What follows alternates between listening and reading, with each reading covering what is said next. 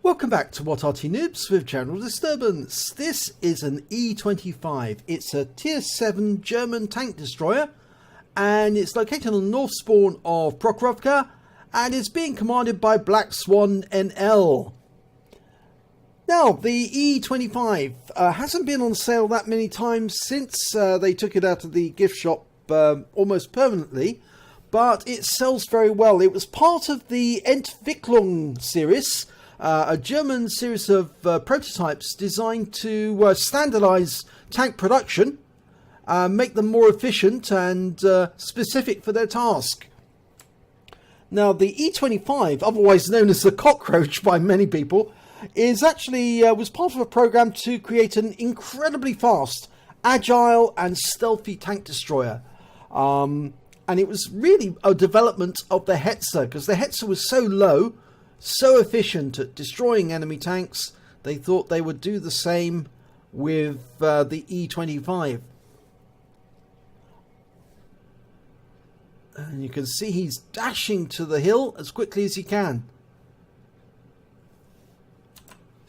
Now we spotted the first enemy tanks coming to range.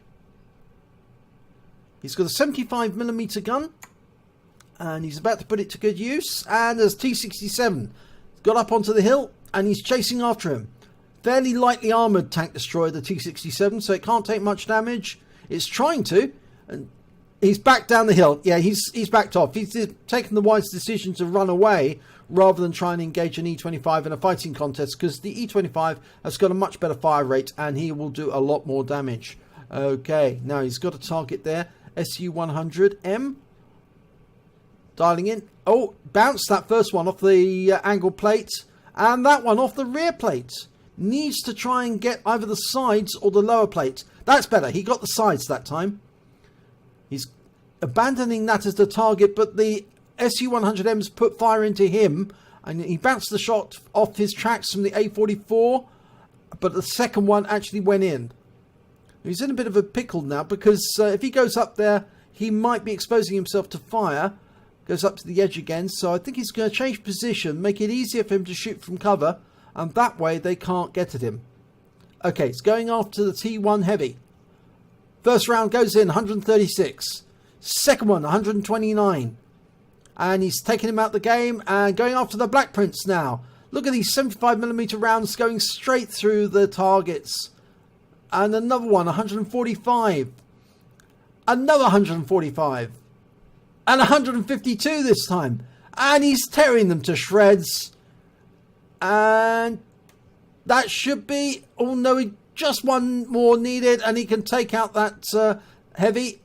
Oh, missed that one on the Panzer IV-H.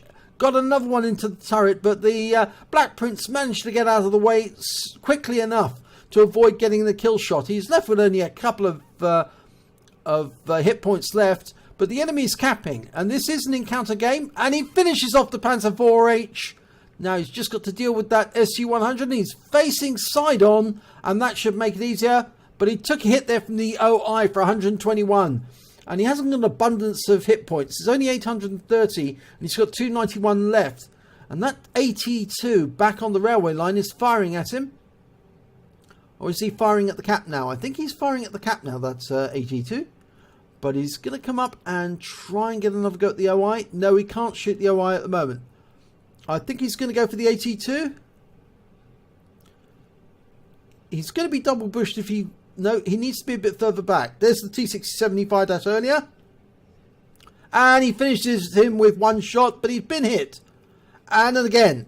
And it's the A44 again, so he needs to get out of there. And this is where the speed of the E25 comes into it. It's so fast at redeploying very quickly to a new area. Can do 65 kilometers per hour forward, 20 in reverse.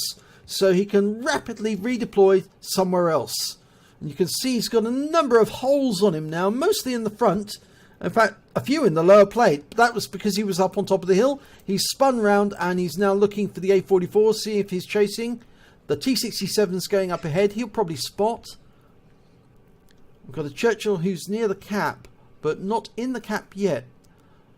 I think that Churchill 7 doesn't want to come out of cover, because he knows if he does, somebody's going to start shooting him. So they just want to occupy the territory, and if the enemy moves in...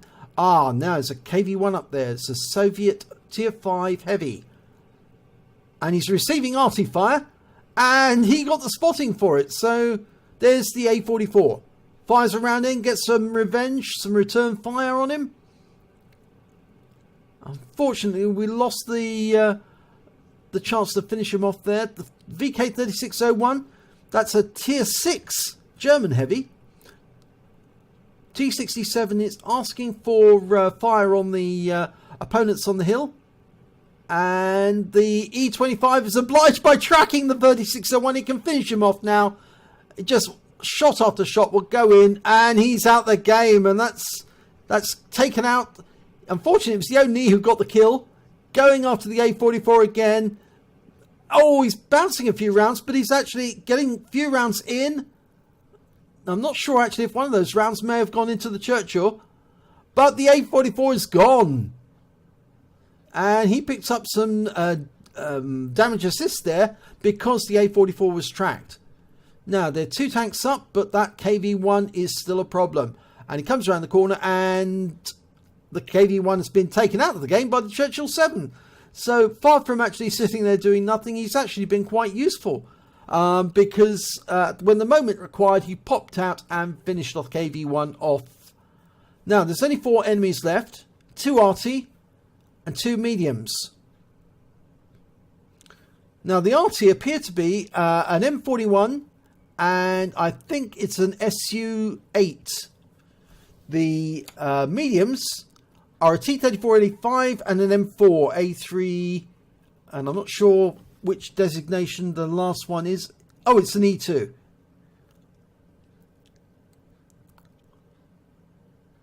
Now, the Arty is probably going to be the other side of that railway line, more than likely.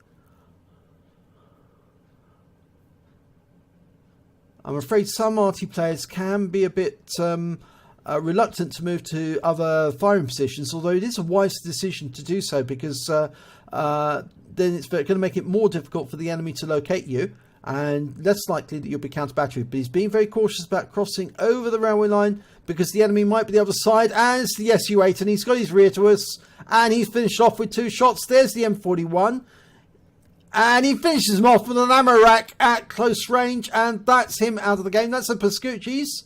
And that was the last enemy, because his teammates on the west side of the battlefield managed to finish off the T-34 and the M4. So let's have a look at the end of battle results. And it's an ace tanker for Black Swan in the E25. He also picked up a demolition expert for exploding that M41. A fighter badge for getting at least 4 kills. He actually managed to get 5. If we can see, here's quite a long list. They won't all fit in the same page. He also picked up a spotter manager badge for getting at least 1,000 hit points of damage caused by his spotting, a fire for effect for doing more damage than the hit points of his vehicle, a bruiser medal for getting at least 5 critical hits. He got 9 in that battle, and a Pascucci's for taking out both of the enemy RT, the SU-8 and the M41. And lastly, of course, he picked up a high caliber because he dealt the most damage in the battle, at least 20% of the enemy hit points. So we can see that he did manage to get 3,640 hit points of damage. That's nearly double, which is more than double actually, the hit points earned by the Oni. Considerably more than the enemy over here. He also managed to get 5 kills, which is the highest amount, and the highest base XP, 1,399. And this goes to show just how heavy his workload was in that battle. He was both on top of the hill and at the bottom of the hill, pumping shells into the enemy at all opportunity that he had. He fired 41 rounds during that battle. He had 37 direct hits, 27 penetrations. He did damage of 3,640 hit points, of which 2,025 are at more than 300 meters. And most of those are actually the other side of the railway line, the tanks that were popping up and back down again, because they were just basically offering their souls up to him side on. They really should have thought about that when there was an E25 in play. He received 9 hits, got 6 penetrations, 3 non-penetrations. Most of the penetrations actually on the front of the vehicle. He did get a couple on the rear, but that most of them on the front because he was high on the hill and it was easy for the enemies to actually shoot up into his lower plate or to the front of the vehicle. The E25 is relatively lightly armoured overall because obviously they lower the armour to actually make it faster, more manoeuvrable. It's only got 50mm on the front, 30 on the side and 30 on the rear. So as you can see, a decent shell is actually going to, at tier 7, is going to go straight through. He blocked damage at 230 hit points, so he did at least get a bounce, and he spotted, in fact he got 3 bounces. He spotted 8 enemy vehicles, he damaged 9 of them and killed 5 of them. He also did damage assistance of 1,255 hit points, and that came mostly from the fact that he tracked a lot of enemies and allowed his teammates to go to work on them. He also managed to get 9 defense points because he actually took out the Panzer IV-H and hit the Su-100M whilst he was in the cap, so he reduced the cap. On a premium count, he earned 95,442 credits. So that's again shows how much he was working. He was doing a lot of damage, earning a lot of credits. He, after repair and ammunition resupply, and the ammunition was fairly expensive, 34,000. He was left with 55,982 credits left overall. And because he got a Pascucci's and the high caliber, he picked up 2 bonds. He received 2,098 XP. Got another 2,099 XP for completing a mission, and got 420 XP because it's a premium vehicle. So his total came to 4,617 overall. So fairly satisfying victory there. So if you enjoyed this replay, please give it a like and do subscribe to our channel, and hopefully it'll be your replay that I'll be featuring in the next video.